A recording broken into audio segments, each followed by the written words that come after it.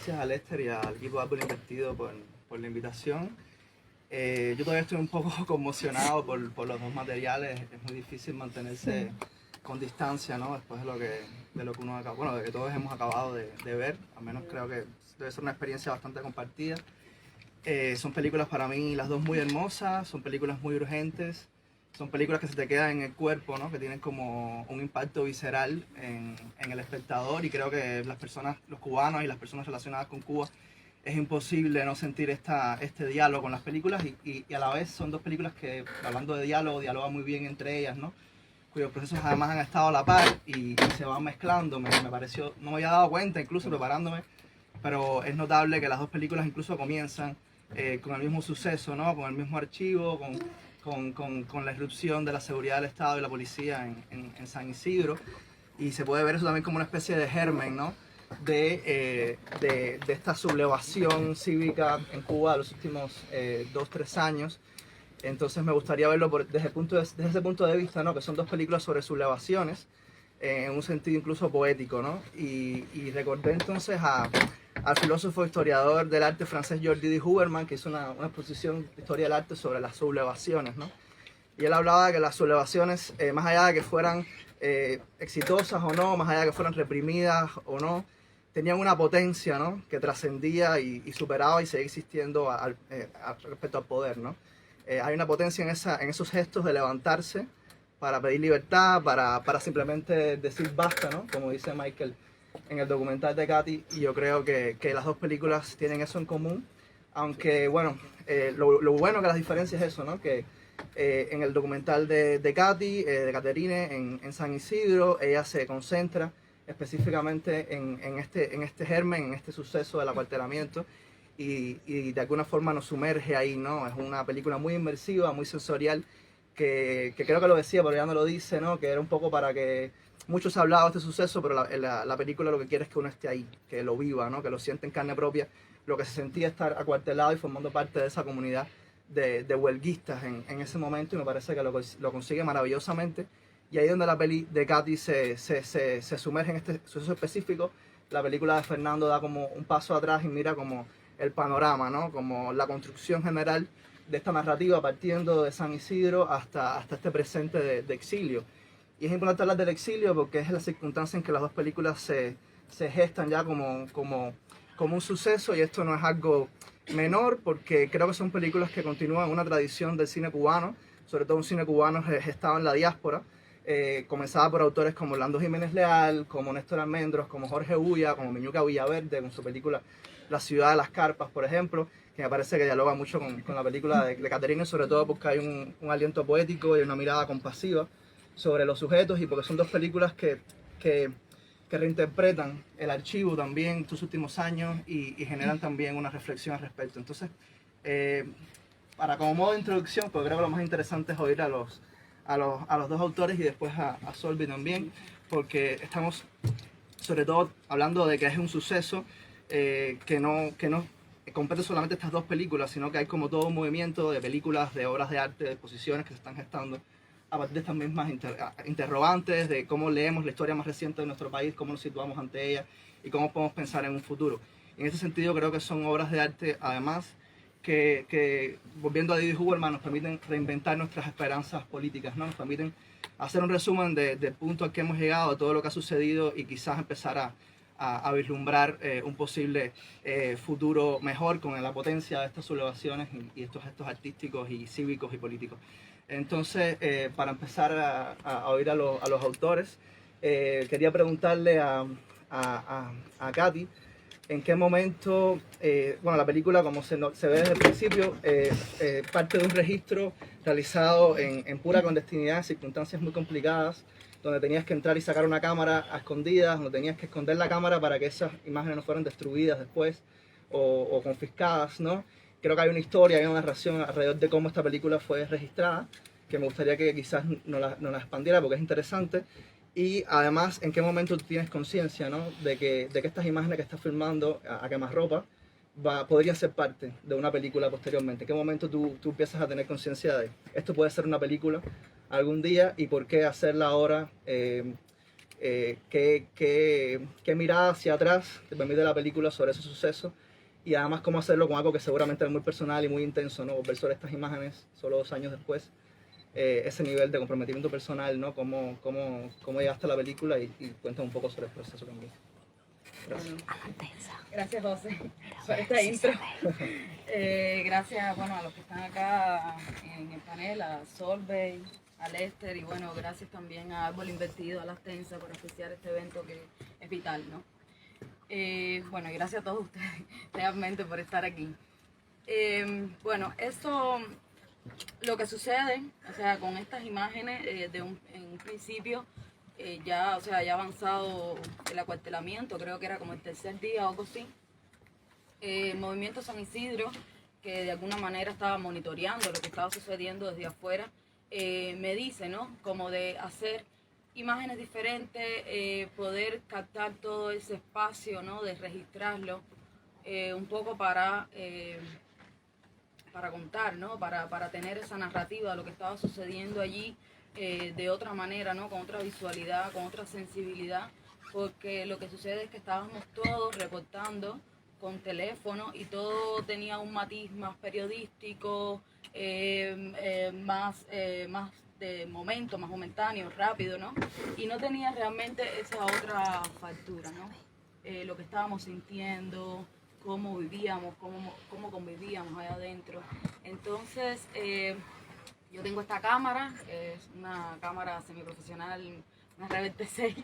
Esto, bueno, la película, quiero acotar aquí algo que se ve más oscura de lo que en realidad es. O sea, la película es más clara. Fernando, bueno, puede hablar de esas cosas técnicas luego. Lo que están viendo aquí también es un trabajo en proceso, o sea, le falta todavía la post de sonido, pero bueno, eso hablaré después.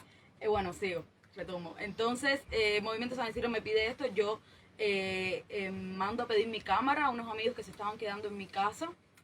Y su lady, en ese momento la mujer de Esteban, era la que entraba a la casa, a Damas, y traía los suministros, comida, agua para las personas que no estaban en huelga. Ella me traía la cámara escondida dentro de la comida y cuando ella ya se iba a ir, o sea, al cabo de la media hora o 1 hora, entonces yo le volví a dar la cámara para que me la sacara. Mi miedo era que en algún momento irrumpiera la seguridad del Estado y se llevara esta cámara con todo lo que ya yo tenía grabado, que es un material cerca de 1 hora de grabación exacta, creo. Y fue precisamente, tengo 1 hora de grabación porque pude grabar y hacer estos planos, estos testimonios, las entrevistas en muy corto periodo de tiempo, ¿no? Creo que en el cuarto cartel lo digo, acoto esa parte, que estas imágenes fueron tomadas en el corto periodo de tiempo y que pude tener la cámara dentro del acuartelamiento cuando los amigos las entraban de manera clandestina, ¿no? ¿Qué pasa? Que el último día yo, o sea, me confío y le digo a Zuleide, mira, déjame la cámara porque realmente no he filmado casi nada y bueno, quiero tenerla más tiempo, ¿no? Y quiero también filmar la parte nocturna, cómo se desarrolla aquí y tal.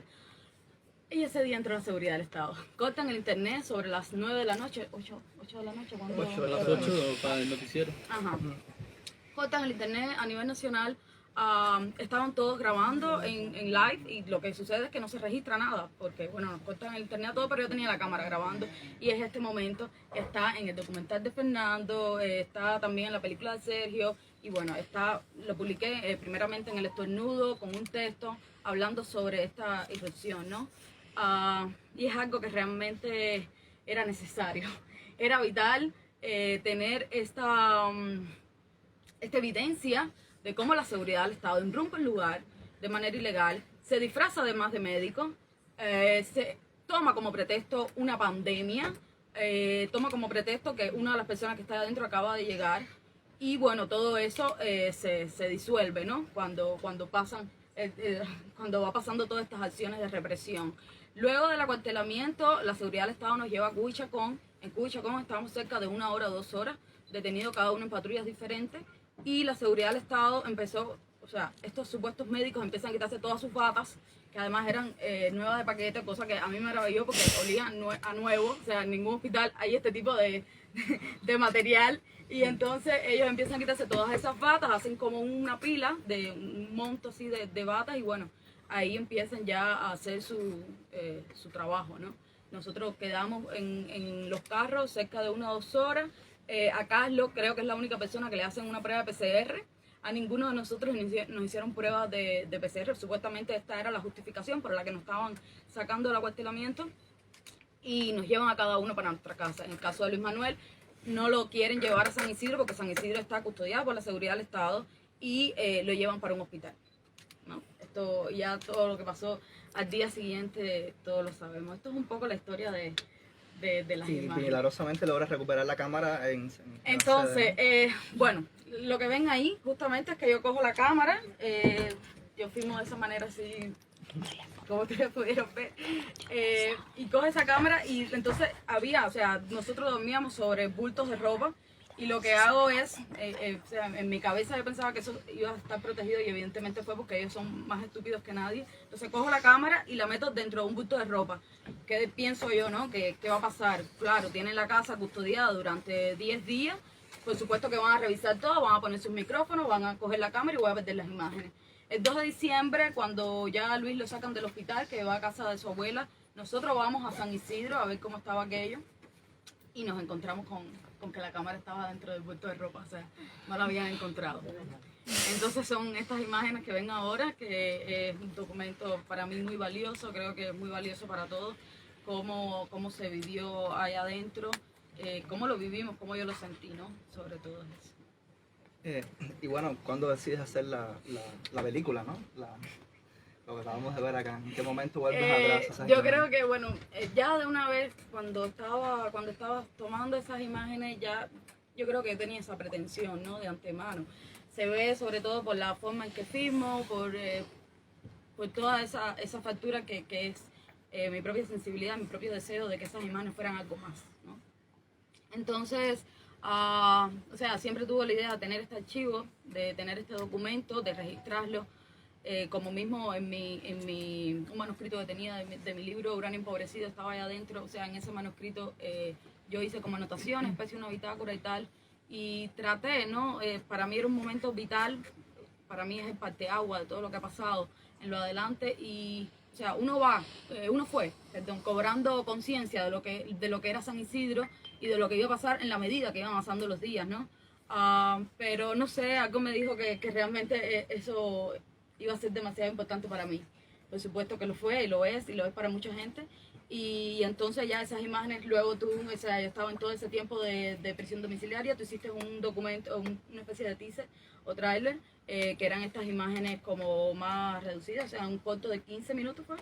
Y luego ya, o sea, ya cuando pasó un año, ya yo estaba más estable aquí en Madrid, decidí entonces retomar el proyecto de San Isidro. Y bueno, y Fernando, yo siento eso, ¿no? Que decía ahorita, que donde la película de Katy se concentra en explorar y habitar y dilatar todo lo posible ese suceso inicial, esa semilla, tu película compone un mosaico, un panorama súper completo, ¿no? De lo sucedido en Cuba luego de San Isidro hasta casi el presente, hasta el exilio, ¿no? De un montón de los activistas, de las personas involucradas. Y además lo interesante también que veo es que toma la perspectiva de 3 mujeres para contar como una especie de Lucía disidente, ¿no? La historia de Cuba contada por 3 mujeres. Eso te permite también algo que también por supuesto está en la película de Katy, ¿no? Una mirada femenina, ¿no? Sobre todos estos sucesos. Y se hablaba mucho de que esta revolución ha sido mucho de mujeres, ¿no? Y quiero saber por qué decides contar la película desde ese punto de vista, desde esa visión compartida por 3 mujeres. Y bueno, el reto que tenía en el montaje, ¿no? Organizar tanta información, tanto archivo y armar una narrativa tan completa y tan coherente sobre lo sucedido en Cuba, que además no subestimemos esto. Estamos hablando de que estas películas y otras están ayudando también a ofrecer una contranarrativa, ¿no? a la propaganda del gobierno cubano, del régimen cubano, y permiten, ¿no? Recuperar, digamos, cierto control de esa narrativa de los sucesos en Cuba en los últimos años. Bueno, primero quiero agradecer a Lester, por supuesto, a Iliana y a Francis, por el espacio y por haber sido invitados a este estreno del Foro de Intemperie. Y también a Rialta por la producción del documental, y también a Katy, Ana Meli y Daniela, que confiaron de alguna manera y me dieron esta responsabilidad de mí para llevar a través de su testimonio esta obra. Esta película fue un encargo de Rialta. Yo creo que del germen de la película pueden hablar incluso Katy, tú también, un poco más. Porque... Iba a ser mi película en realidad. Se convirtió en la tuya. Exacto, una cosa llevó a la otra. Y creo que en finales de 2021, ¿no? Es que hablamos, pero las condiciones en Cuba que nos encontrábamos nos hacía imposible enfrentarnos a esa tarea. Y en enero de 2022 ya comienza ya más directo el diálogo con Aníbal, con Carlos Aníbal.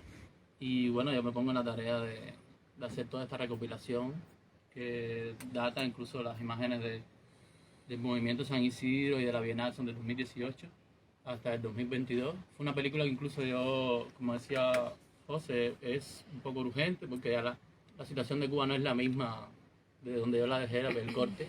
Ha cambiado y han pasado muchísimas cosas. Cuba es un país en el que uno vive y el tiempo realmente va a otra velocidad, es muy lento y todo el tiempo te parece que no pasa nada, pero no sé si es el exilio o si es la vorágine de los últimos años, han pasado muchas cosas. Y bueno, como tú decías, mi película es un intento, porque no sé, es un intento de resumir y de hacer los highlights de estos 2 años de lucha, porque es una lucha contra la dictadura. Y el tema de las mujeres, porque desde el inicio, o sea, se han llevado toda mi admiración. O sea, las mujeres, las madres cubanas han estado ahí en la primera línea, donde los hombres vemos aquí incluso algunos planos están filmando. Y parte de ahí, admiración no solo por la valentía, admiración también por el intelecto, y la sabiduría de sus palabras. Incluso Daniela, que es un personaje que a mí me fascina, o sea, ni siquiera, no es que eso sea tan importante, pero bueno, terminó el ni siquiera estudió una carrera universitaria, igual y no ha estado involucrada como nosotros de alguna manera en ambientes artísticos, ambientes intelectuales, y su claridad de pensamiento es tremenda, ¿no? Entonces parte de ahí yo creo que, y además es lo que aspiro como persona y como realizador para el futuro de Cuba, y creo que es lo que queremos todos, ¿no? Un país menos patriarcal, menos dictatorial en todos los sentidos. Y yo creo que la mirada femenina y la mirada de la mujer es una de las mayores fortalezas para lograr eso. Sí, eso iba a comentar que como la gran mayoría del cine cubano está hecha por hombres, ¿no? Y el cine oficial en su mayor cantidad de películas está hecho por hombres también, es una manera también de subvertir eso, ¿no? Empezar a hacer un cine donde la mirada de las mujeres, como han hecho un montón de cineastas independientes o alternativas en los últimos 60 años, y bueno, ahora tenemos a Katy también que lo está haciendo y no sé, hay como, no, pero bueno, quiero decir, no, como también es una manera de empezar a subvertir el discurso y el paradigma de la Cuba que se quiere, ¿no? No sé cómo vamos de tiempo, pero... si pasamos a Sol, sí, estaría sí. genial. Quería preguntarle a Sol, ¿no? Porque ella también nos iba a hablar de cómo este mismo impulso que lleva a Fernando y a Caterina a hacer sus películas está en otras obras, está incluso en otras manifestaciones que no son ni siquiera solamente el cine, sino las artes visuales, y como también hay todo un movimiento artístico abocado a volver sobre esto. Bueno, rápidamente, gracias por la invitación también, y para ir rápido. Primero, súper agradecida de estar y súper agradecida de compartir. Y dos, decía ahorita Aparicio, y bueno, y repetía también Fernando, que este tipo de cine es un cine más que nada urgente, necesario, y el tiempo y el cine tienen ese conflicto. Y en el caso del cine, los derechos humanos creo que es fundamental cuando tiene que hacerse de esta manera. Entonces yo creo que primero, como cine de derechos humanos, en la parte que me toca, que me corresponde, donde diríamos puedo manejarlo mejor que en el mundo de las artes visuales, pasa lo mismo en el mundo del video, en el mundo de las exposiciones, en el mundo de los espacios expositivos en Cuba, donde espacios expositivos independientes existen muy poco, y donde he tenido experiencias, diríamos, para poder enfrentar el mundo de los derechos humanos y de la represión a través del espacio que tengo, ¿no? En el espacio de mi casa en Cuba tenía un espacio de exposiciones donde pude de alguna manera exponer algunas exposiciones, entre ellas una exposición sobre artistas nicaragüenses. En un momento íbamos a hablar un poco sobre otros países que también que también tienen procesos de lucha contra un régimen, como es el caso de Nicaragua. Y en el caso, por ejemplo, de las artes visuales, también se hizo una exposición en mi casa hace un tiempo determinado, hace 2 años, estamos en medio de 27, hice una exposición sobre la represión en Nicaragua y los sucesos acaecidos en el año 2018 en Nicaragua. Y en medio, estando de medio de 27, Celia, una artista, me propone hacer una exposición sobre, con artistas nicaragüenses que en ese momento de la exposición nuestra, del 2021, estaban ya exiliados en Nicaragua y ella me llama urgentemente para hacer esta exposición porque era necesario que los artistas, los que estábamos metidos en 27, los que estábamos en la lucha, los que estábamos, diríamos todos los que estábamos representando y viviendo aquellos procesos de violencia y represión, vieran y tuvieran ese enfrentamiento con otros procesos anteriores, no tan anteriores como el proceso de Nicaragua y los artistas de Nicaragua. Y en ese momento hubo un enfrentamiento visual entre artistas cubanos visualizando lo que había pasado en Nicaragua hace 2 años a través del arte, a través del video, a través del cine, la documentación, del documento, más allá de, diríamos, de la imagen frontal, de la imagen del dolor, de la imagen de la represión. Y recuerdo que ese día fue una exposición que se hizo un solo día, fueron 11 videos de 11 artistas nicaragüenses. Fue un solo día porque estábamos en medio de, sí, perfectamente podían estar la seguridad y quitarnos todos los equipos. También teníamos la espada del 349, pero decidimos hacerlo sobre todo para no sentirnos solos, sobre todo para que los artistas que estuvieron ahí. Fue la última vez que vi a Luis Manuel, fue la última vez que vi a Michael ese día en la exposición, y recordando Celia y yo sobre la exposición hablábamos de que ellos en ese momento, viendo algunos de los videos, se sentían como, coño, de madre, que le pasen bien a él, ¿sabes? Cosas que nosotros no conocíamos porque la información que llega a Cuba sobre lo que pasó en Nicaragua fue muy poca. Experiencias que he tenido también, diríamos, con exposiciones que he hecho ya, diríamos, más desde el punto de vista personales. La exposición que traje de Cuba a Viena, por la cual me exilio, me ayudan a exiliarme. Dentro de esa exposición también hay un proceso que yo trato de representar, que es el proceso de mi dolor, sufrimiento, proceso, agonía, y que me lleva un poco también hacia el cine en todo el momento determinado. Cuando estábamos con represión en la casa, sin poder salir, yo no fui de las más, las más vigiladas, y tenía un poco la responsabilidad de reuniones, de organizar, de ir a ver a los demás para poder también organizarnos y ayudarlos, llevarle cake al cumpleaños y panetela. En ese momento yo estaba también mal, si no comíamos, no dormíamos, todo el tiempo era visibilizando, compartiendo, de todo. Y un momento después de la exposición de Celia en Nicaragua, decido volver a ser lo que somos, que yo también es parte de esto, ¿no? Un poco que si yo soy una curadora, no es que no sea una política, que no lo soy, pero no es que no sea activista, que me considero que lo soy, pero también soy una creadora. Y entonces empecé a organizar una exposición en mi cabeza que se llamaba Entre Sanadú y Sospechosos Habituales, en el cual escojo 8 videos de 8 artistas que hablan de mí, que yo considero que hablan de mí, y hago una película, lo que se ve una película de 1 hora y 5 minutos con 8 videos de 8 artistas hablando de mi proceso.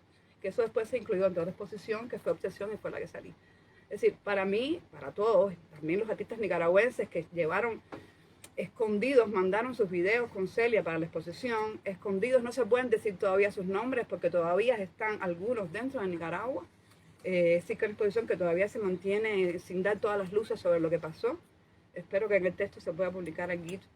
Pero diríamos que no solamente el cine yo creo que es el video también incluye en este caso todo lo que sea cinematográfico.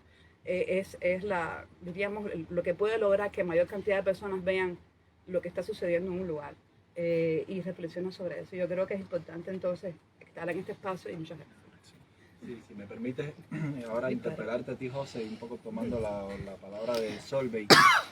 Sí, yo creo que un poco la idea de dedicar el tema al cine de derechos humanos es eso, ¿no? Es como el cine, las audiovisuales en sentido general están mirando a esa inmediatez de la respuesta de la ciudadanía que saca un teléfono, el acceso a internet a Cuba y tal.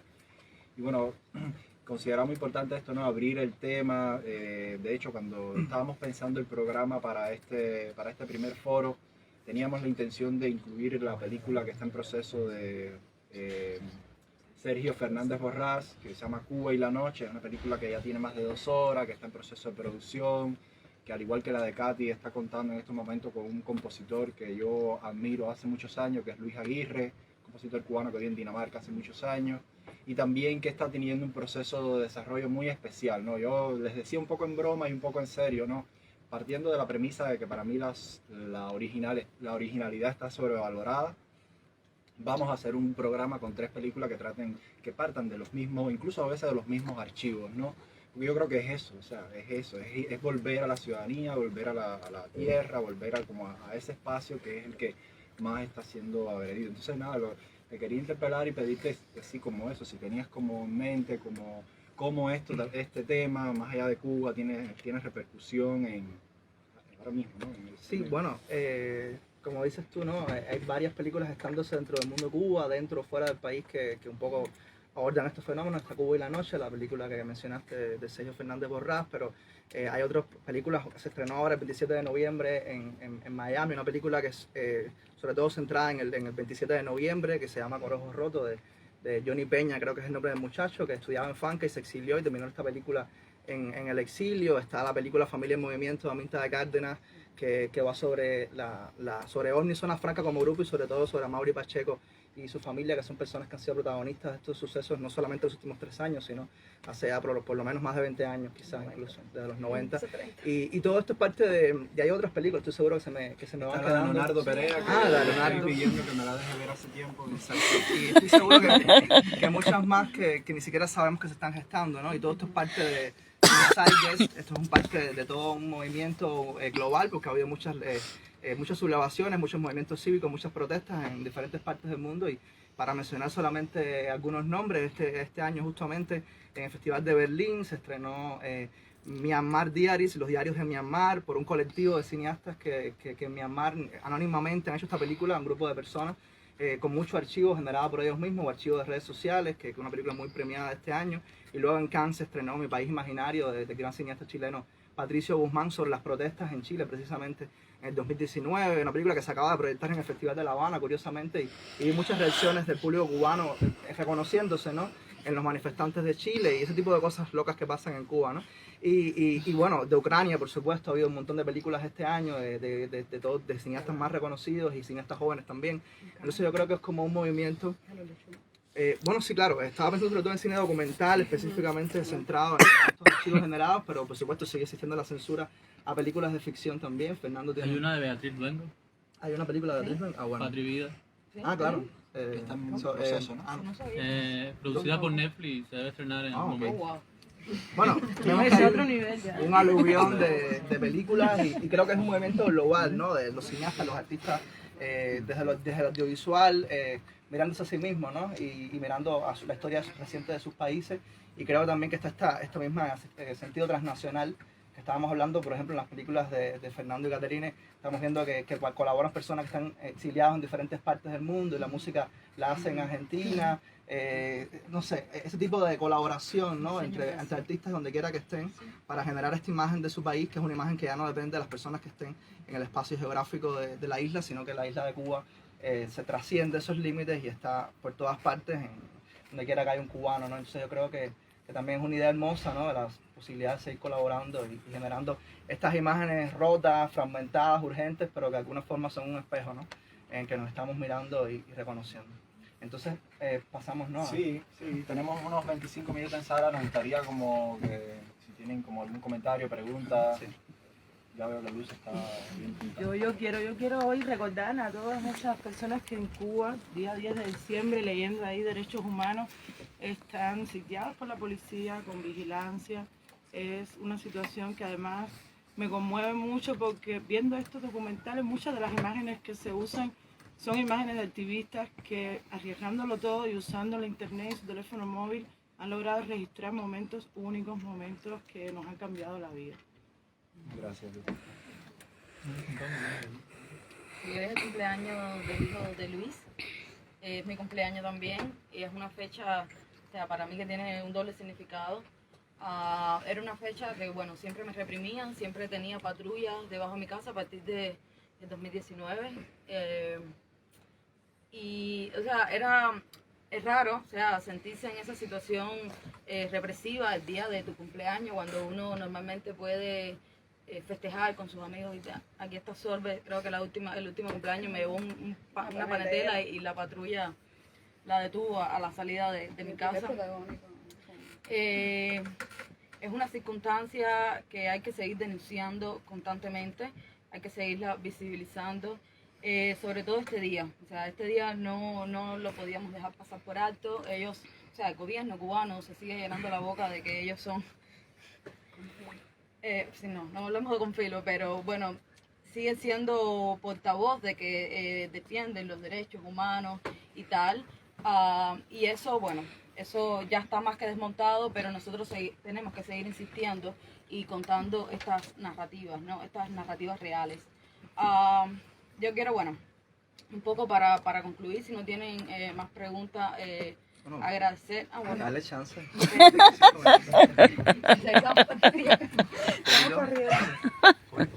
Julio. Me gustaría hacer también simplemente un comentario, que es que yo en lo personal, que soy artista visual, siento orgullo y tranquilidad de ver que en los últimos tiempos además he podido estar bien cerca de producciones culturales, ya sea cine documental, cine de ficción, obras de artes visuales, curadurías, etcétera, etcétera. He podido vivir de cerca cómo la producción cultural, la comunidad artística ha tenido este peso y esta importancia en la reciente articulación de la sociedad civil en Cuba, porque sabemos que se tiende a veces con un poco de injusticia, a veces con no tanta injusticia, a definir al artista como alguien que escapa de la realidad, como alguien que tiene unas posibilidades por encima de la media,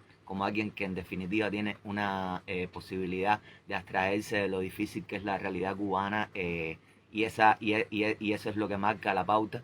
Y en los últimos 2 años al menos hemos podido ver que no. Yo simplemente quería hacer este comentario desde el punto de vista personal. Por muchos años pensé que desde mi condición de persona, que desde la adolescencia sabe que vive en dictadura y que estaba convencido de que un artista lo que le tocaba era precisamente eso, abstraerse, escapar y tener una vida más cómoda, precisamente para poder hacer esa obra. Afortunadamente o no, yo no sé, desde 2019, que fue la vez que tuve la oportunidad de salir de Cuba, regresé un poco por inercia, y bueno, ya ahí me cogió toda la dinámica de las protestas en torno a la emisión del decreto 349, año 2020, la pandemia, y bueno, el resto es historia y las películas lo han contado de manera mucho más elocuente. Simplemente quería apuntar eso. Yo a veces le comentaba a Katy que, bueno, y creo que le he comentado con varios amigos que pese al exilio, pese al dolor que causa, yo me siento afortunada, porque yo creo que es la oportunidad que tengo yo, por lo menos como artista, y creo que de todos, de poder producir. Porque si no estuviéramos aquí, no creo que ninguna de estas películas se hubieran hecho, o no me hubieran dejado hacer estas películas, o por lo menos no hubieran dejado. Yo creo que también este movimiento, este grupo y esta comunidad de artistas que están aquí es como lo más importante, la mayor fortaleza que tenemos ahora mismo. Y estos espacios es una de las cosas que debemos agradecer, ¿no? Y nada, y sentirnos que como lo que podemos hacer con lo que somos, con el arte que producimos, podemos hacerlo, podemos ayudar a que en Cuba se visibilice lo que sucede y nada, y que sufran. Quería hacer una pregunta. Bueno, soy Pedro Rey. Intento ayudar en lo que puedo. Soy un perfil que tampoco tiene mucho que ver con el arte, pero ya llevo viviendo casi 15 años aquí en España y nada, padre de familia. Me he enterado de este evento y he querido venir, he querido compartir, he querido ver lo que sucede. Y quería hablar de 2 cosas. La primera, estoy un poco nervioso tampoco. Estoy acostumbrado así a hablar en público, ¿no?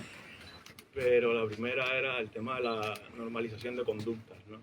Que se ha hablado de que en Cuba, bueno, está normalizadísimo el tema de la represión, del partido único, toda esa historia la sabemos bien, pero estos eventos que estamos viendo hoy, queremos también que se normalice la protesta, que se normalice que la gente salga y habla y diga lo que quiera, y que el cine se dedique a esto también, que sea normal para el mundo del cine crear sobre estos temas.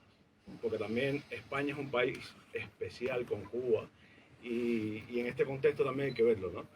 Yo la pregunta que tenía después de esta introducción es, igual que hemos visto en la peli, ¿qué es lo que viene después, ¿no? Hemos visto el presente, hemos visto el futuro, y con este tipo de eventos, no sé si existe una producción después alrededor de España, si se va a visualizar esta película después en otros sitios, en otros eventos. Eso me interesa muchísimo, porque incluso habiendo vivido esto en primera persona y habiendo participado muchísimo con el movimiento San Isidro y con las personas que participaron allí, yo tampoco dormía, yo veía todos los vídeos. De hecho, he venido hoy a ver si veía algo nuevo porque y he visto muchas cosas nuevas, que casi es un inventario lo que has hecho de San Isidro.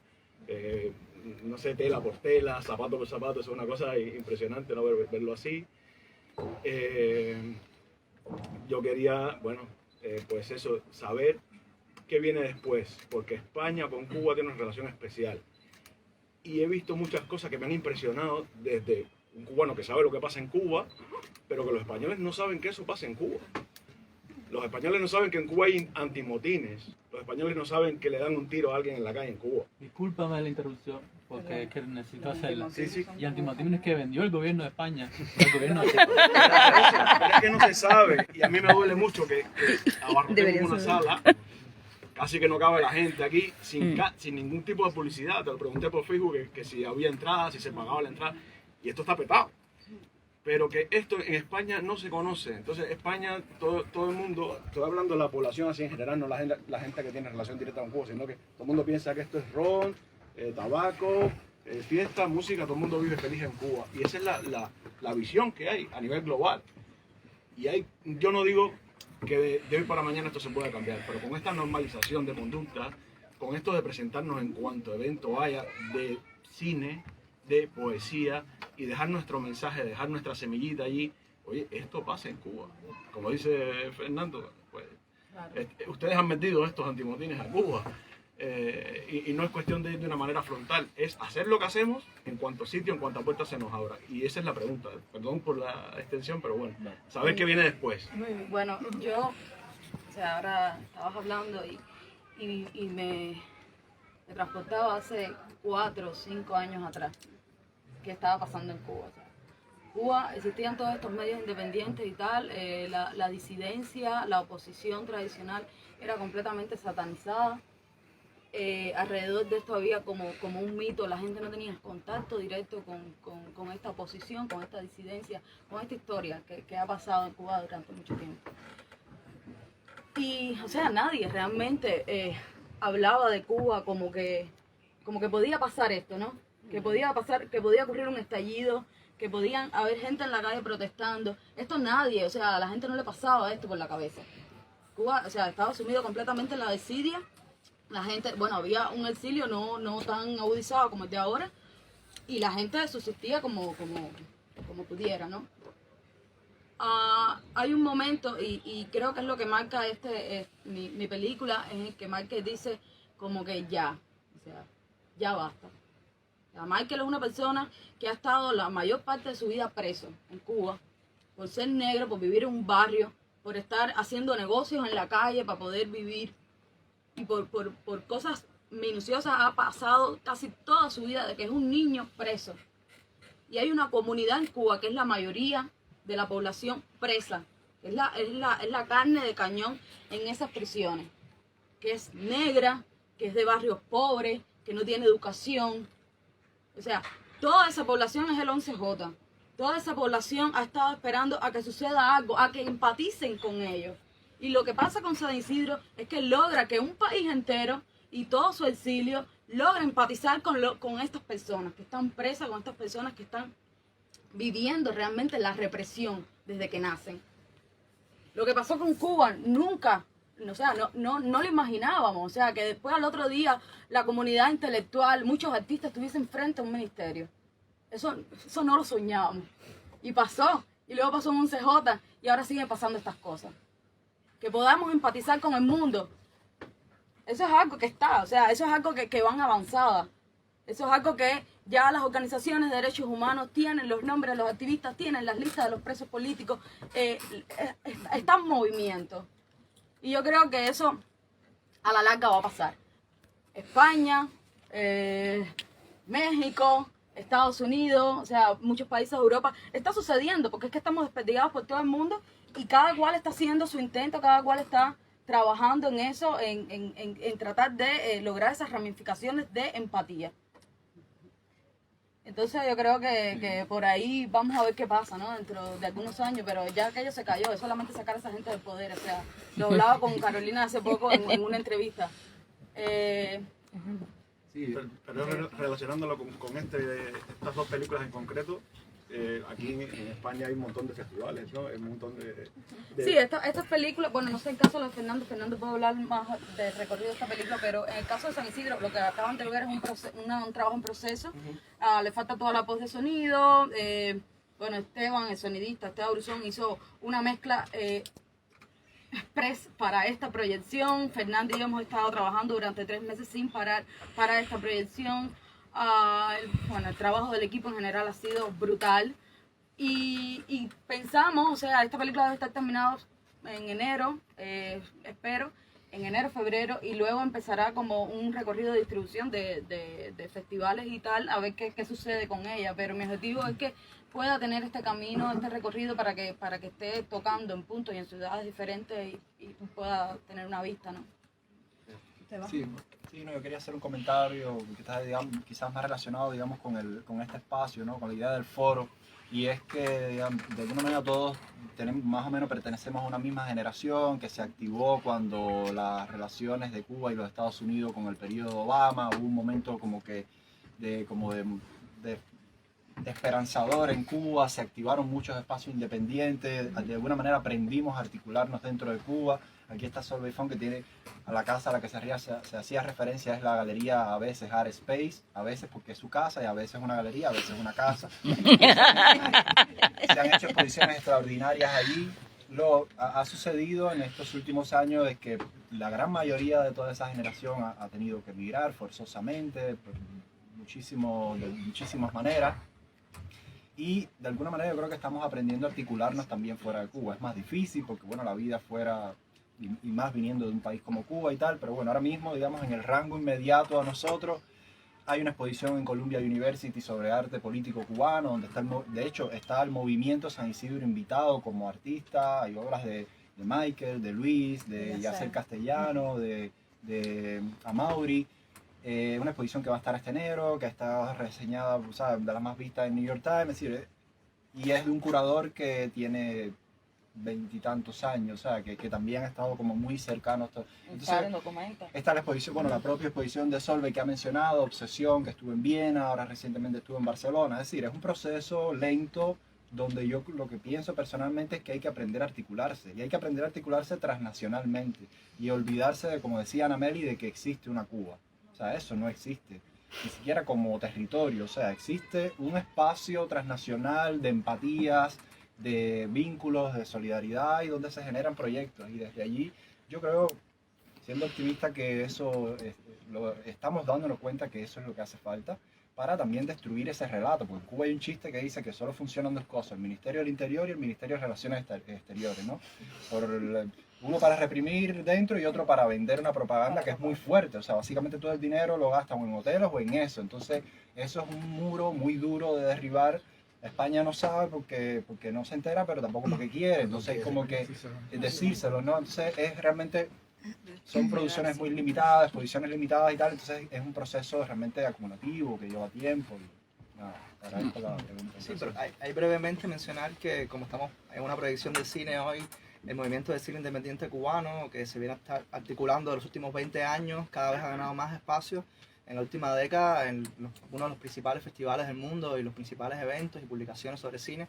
Entonces ya eso es como una realidad, ¿no? O sea, y el cine cubano a veces de manera más directa o más indirecta, hablando de la realidad cubana de hoy, hablando de este cambio de paradigmas, releyendo toda la historia de Cuba, revisitándola, yendo a ese archivo, yendo a las problemáticas de las personas de a pie, yendo también al exilio, porque también en ese independiente hay mucho cine generado en el exilio. A media voz de Heidi Hassan y Patricia Pérez gana el premio a Mejor Documental en el principal festival de documentales del mundo. Es una película generada totalmente en el exilio, de manera transnacional, y habla sobre el exilio cubano, ¿no? Para ponerte un ejemplo que me parece brillante en este sentido. Entonces, como decía Lester y Solvi, ¿no? Aparte de los espacios expositivos y de los museos y las universidades en las que cada vez se entra más, yo creo que el cine cubano poco a poco ha demostrado también lo que se puede hacer, ¿no? Y lo importante que es llevarle estas otras visiones sobre Cuba que subvierten el imaginario tradicional propagandístico sobre la isla. Y Katy también mencionaba hace unos minutos la exposición de Instar, de Instituto de Activismo Hannah Arendt, en el documenta de Kassel, en Alemania, uno de los eventos de arte más importantes del mundo. Estuvo durante 100 días el proyecto de Tania Bruguera con su equipo, haciendo una gran antología del arte cubano en los últimos 60 años y generando también un contraarchivo, ¿no? De qué cosa es arte cubano, qué es cine cubano, qué es literatura cubana, qué es teatro cubano, y así con todas las manifestaciones. Y creo que cada uno desde su pedacito está haciendo un montón. Las publicaciones, ¿sabes? Estamos hablando aquí de que estamos en un evento organizado por 2 publicaciones independientes, Sí, donde además uno de los documentales, ¿sabes? En caso de Fernando, producida por otra publicación independiente en México, Rialta. Entonces hemos hablado también de que gracias también a ese periodismo independiente y a esas revistas se están produciendo todos estos diálogos, ¿no? Con el cine, con las artes visuales y con un montón de manifestaciones y de espacios cívicos y de activismo y de todo. Entonces, bueno, nada, estamos en una posición muy vulnerable, ¿no? Muy delicada, pero creo que es un gran trabajo el que se ha hecho como comunidad en los últimos 5 o 10 años, no sé cómo llamarlo, pero me parece que deberíamos estar un poco también orgullosos, aunque queda muchísimo por hacer, por supuesto.